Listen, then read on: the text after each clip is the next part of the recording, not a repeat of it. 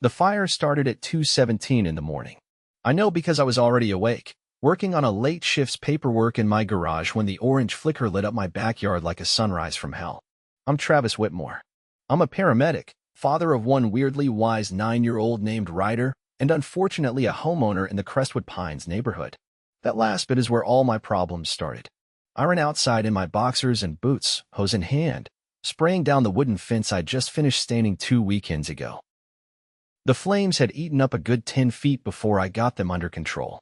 The fire department showed up 10 minutes later, but by then, the damage was done. And standing across the street in a silky pink robe and flip-flops? Wilma Danvers, president of the HOA and self-proclaimed protector of neighborhood standards. Her arms were crossed, eyes locked on me like I'd set the fire myself. "You're lucky it didn't spread to Mrs. Calloway's roses," she said, as if I hadn't just lost part of my fence. No concern. No shock. Just that same passive-aggressive tone she used when she once fined me for leaving my trash bins out for 40 minutes past pickup. "Wilma," I said, trying to keep my voice calm. "Someone lit my fence on fire. Could we maybe focus on that instead of your neighbor's roses?"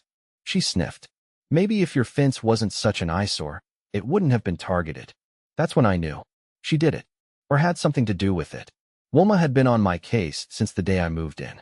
First, it was the color of my front door apparently. Storm gray wasn't in the HOA-approved palette. Then it was the basketball hoop Ryder used. Then the garden gnome Ryder gifted me for Father's Day. Too whimsical, she said. But this was arson. I filed a police report that same night. The next morning, I installed 2 new security cameras, one facing the backyard, one aimed directly at the alley behind Wilma's house. I wasn't sleeping until I had proof. 3 days later, I caught her on camera.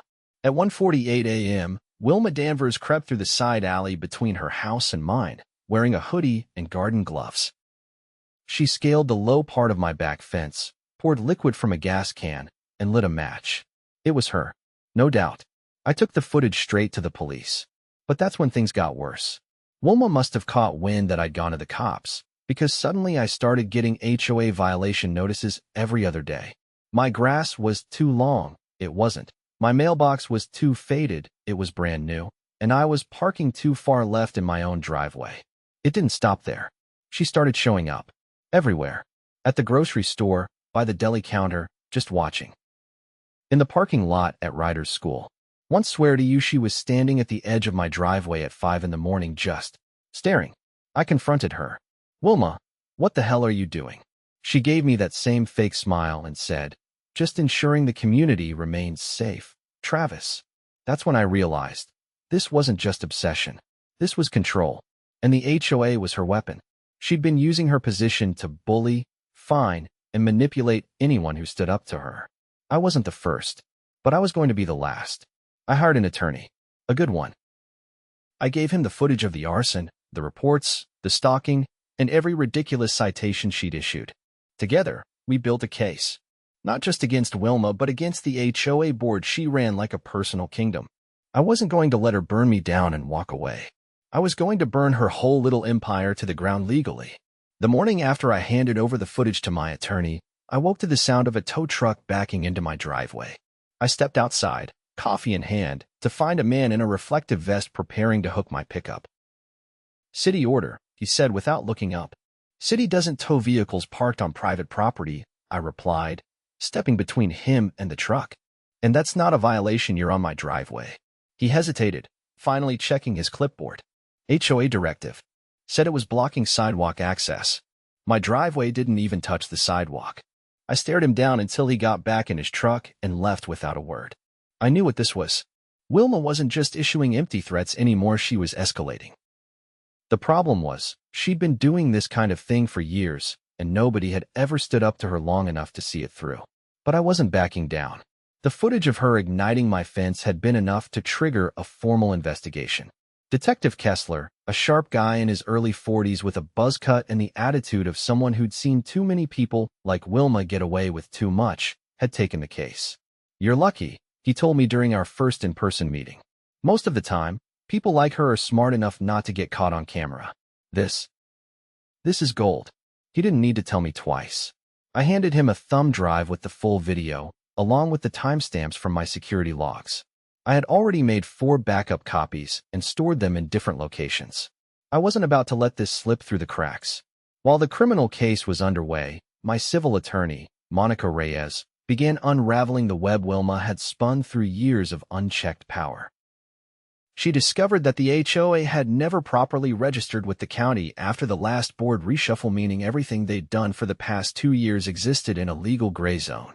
Technically, Monica said, flipping through a thick binder of HOA correspondence, none of these fines are valid. And if we can prove malicious intent, we can go after her personally.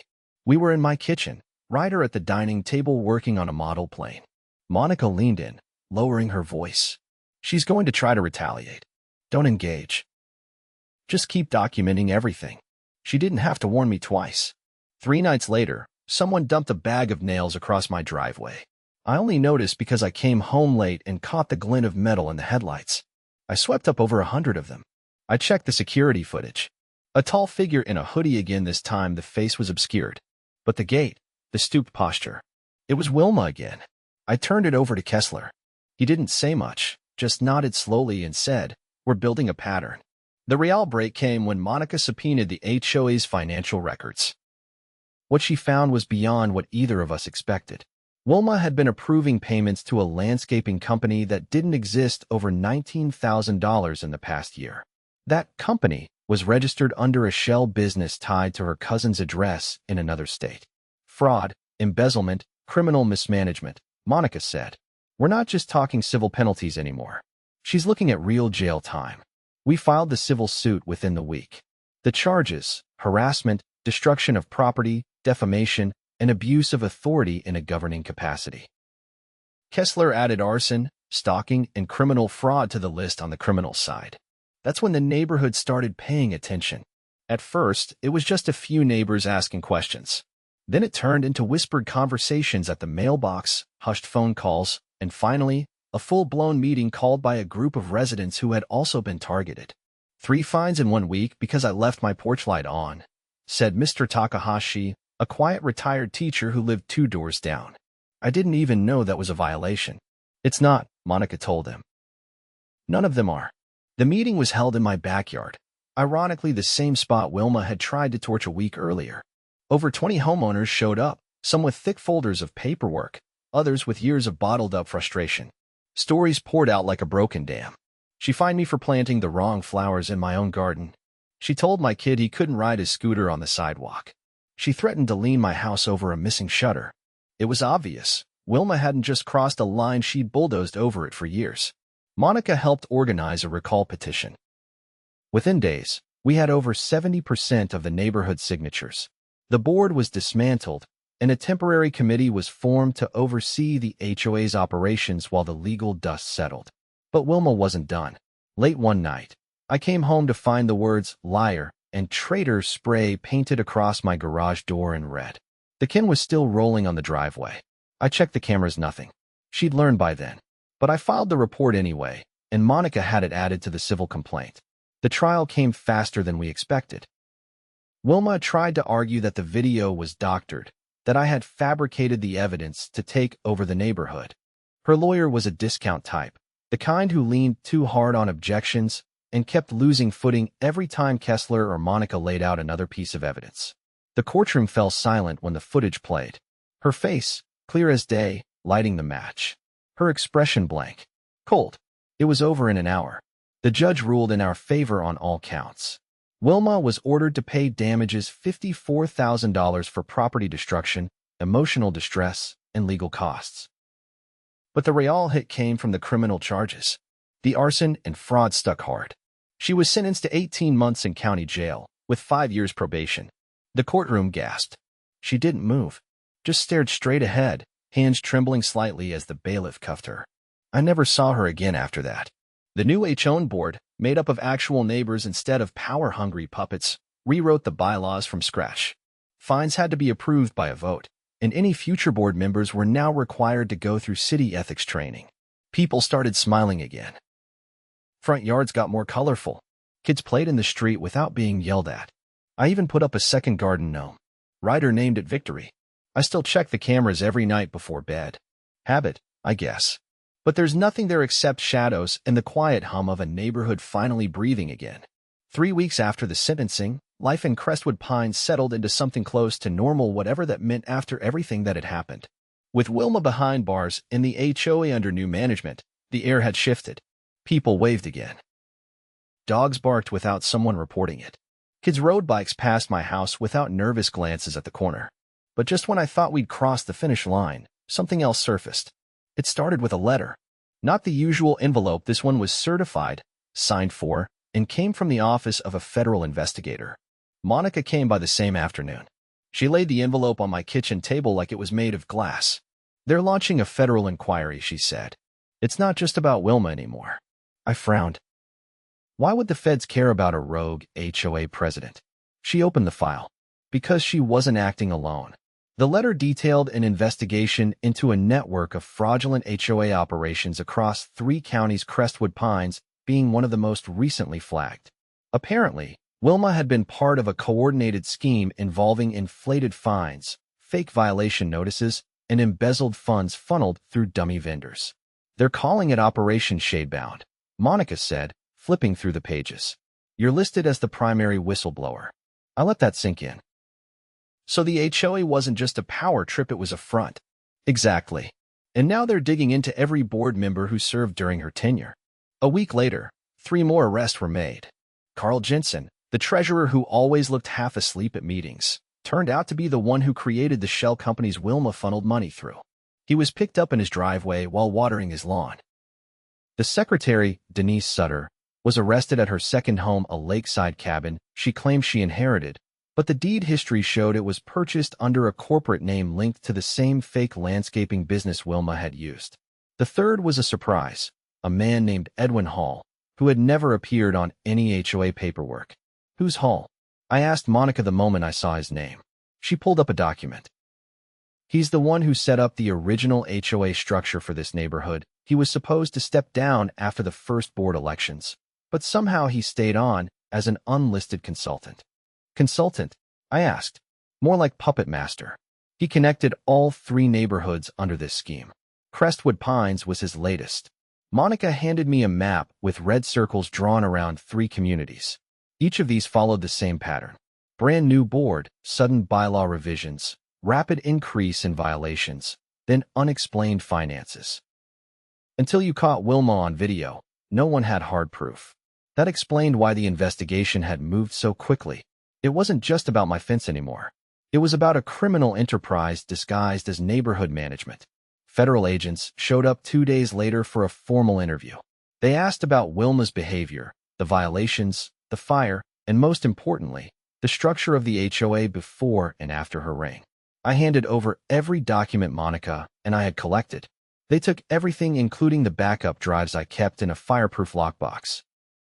The lead agent, a calm woman named Agent Loring, asked one specific question that caught me off guard. "Did you notice any changes in neighborhood service contracts before or after the board transitioned?" I thought for a second. "Yeah, the trash pickup changed companies last year. Wilma said the old one was too expensive." Loring nodded. "That company was owned by the same man arrested this morning in another county. It was a shell. No trucks, no staff. Just paper invoices and a P.O. box." That night, I couldn't sleep. Not because I was worried, but because I finally realized how deep this had gone. Wilma hadn't been some petty tyrant with a clipboard. She'd been part of a complex operation that preyed on communities, masked by the illusion of neighborhood order. A town hall was called the following weekend, hosted at the community center down the road. I was asked to speak first. I didn't prepare a speech. I just told the truth. About the fire, the stalking, the fake fines, the pressure, the fear, and finally, the justice. People listened. No phones. No side conversations. Just silence and the occasional nod. When I finished, Agent Loring stood up and addressed the room.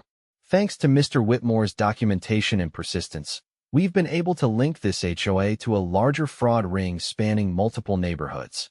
Charges include racketeering, wire fraud, tax evasion, and arson. If you've been fined, overcharged, or threatened under the previous board, file a statement. We're opening a restitution case." That word restitution hit like a weight lifting off the room. Heads turned. People who had paid thousands in fabricated penalties realized they might get it back. After the meeting, neighbors I barely knew came up to shake my hand. One woman hugged me. Another handed me a thank you card with a $10 coffee gift card inside. An older man said he'd been fined for a missing fence post that was never actually missing. By the end of the week, Agent Loring's team had compiled over 60 formal statements. Monica helped consolidate them into a class action that was filed in civil court. The claim, deliberate financial exploitation of homeowners by a criminally structured HOA. The court froze all accounts connected to the board. Properties bought with stolen funds were seized. The new HOA board, now fully elected and transparent, worked with legal advisors to establish a trust that would distribute recovered funds to affected residents. Meanwhile, Ryder's school invited me to speak to their civics class. I stood in front of 20 kids and explained how standing up for what's right sometimes means collecting receipts, not just raising your voice. One kid asked, "Were you scared?" I answered honestly, "Yeah, but being scared doesn't mean you stop. It means you keep going with your eyes open." The class clapped. Ryder gave me a thumbs up from the back row. In the months that followed, Crestwood Pines transformed, not just on paper, but in spirit. The new board held monthly open forums. Landscaping was done by local crews with verified contracts. A retired judge volunteered to mediate disputes. And the bylaws? Condensed, rewritten, and approved by a neighborhood vote. The old HOA office, a small building at the edge of the community, was repurposed into a shared workshop space. Someone donated tools. Another offered free classes on home maintenance. It became a symbol of what the neighborhood could be when people looked out for each other instead of trying to control every blade of grass. As for me, I repaired the back fence myself. Took my time with it. Ryder helped paint it this time, bright blue. I let him choose. On the last day of summer, I sat on the porch, a cold drink in hand, listening to the sound of kids laughing down the street. No more threats. No more citations. Just life. And I realized something. Justice doesn't always come with fanfare. Sometimes it's quiet. Sometimes it's just a neighborhood finally at peace. The mailbox at the end of my driveway had been jammed with letters for 3 days before I finally bothered to open it again.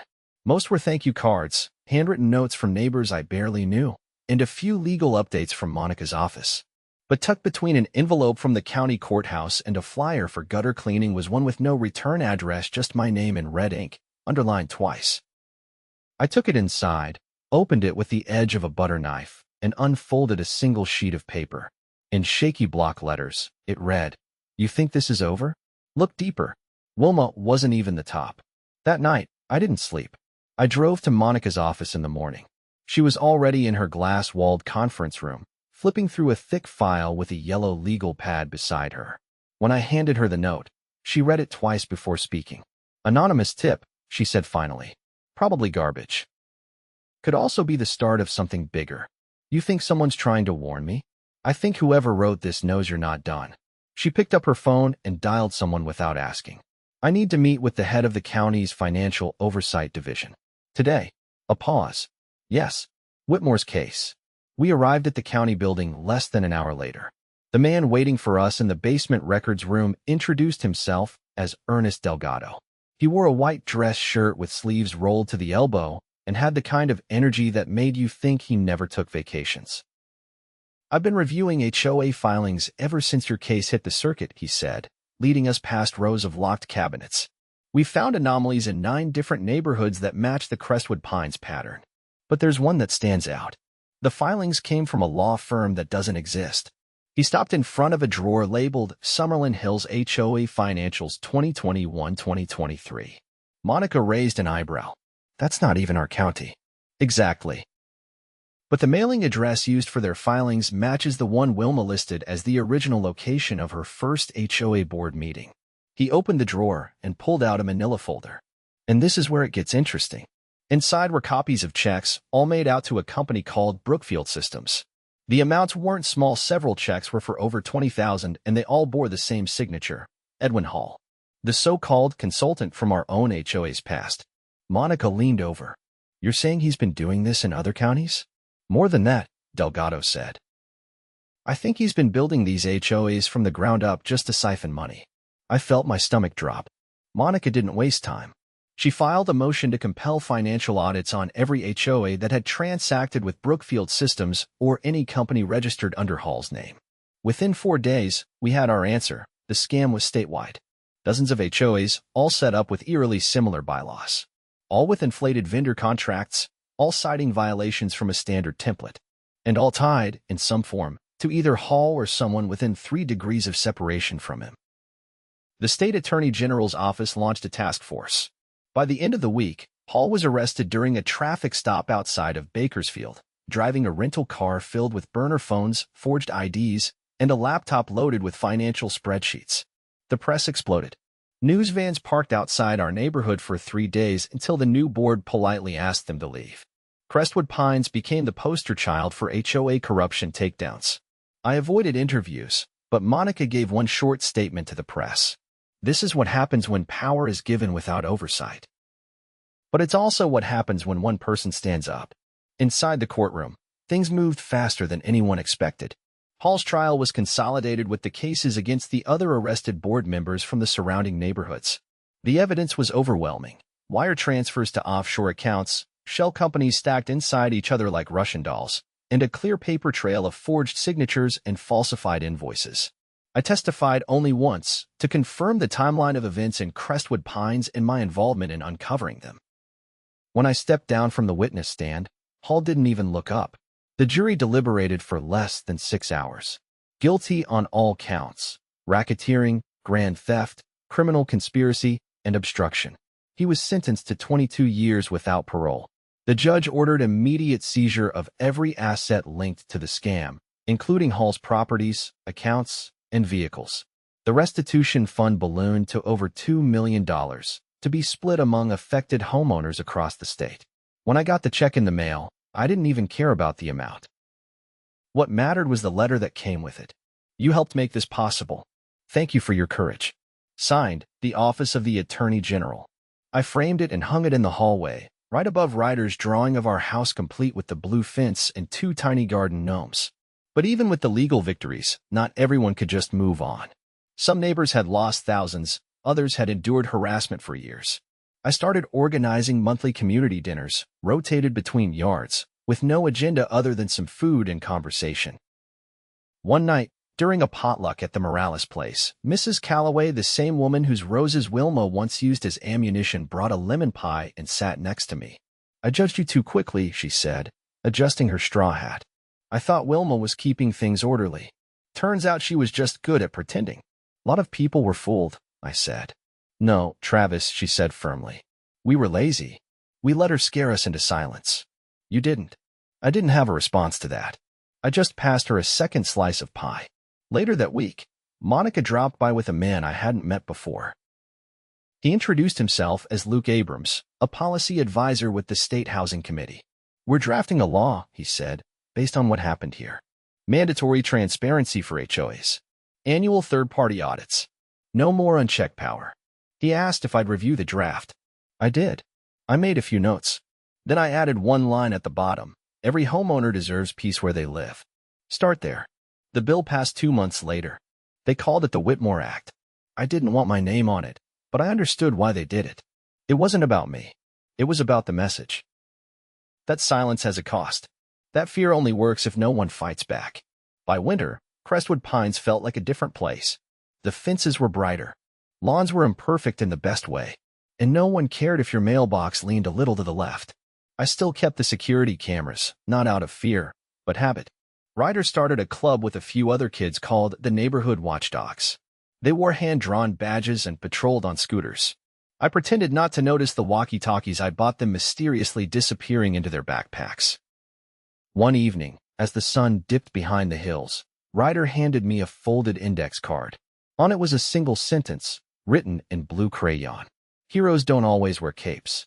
Sometimes they wear barbecue aprons. I laughed harder than I had in months. The fire that started all this was long gone. But what came after this neighborhood, this community, was something no one could fake or fabricate. We'd earned it. And no one, not a clipboard tyrant or a statewide fraud ring, was ever going to take it from us again.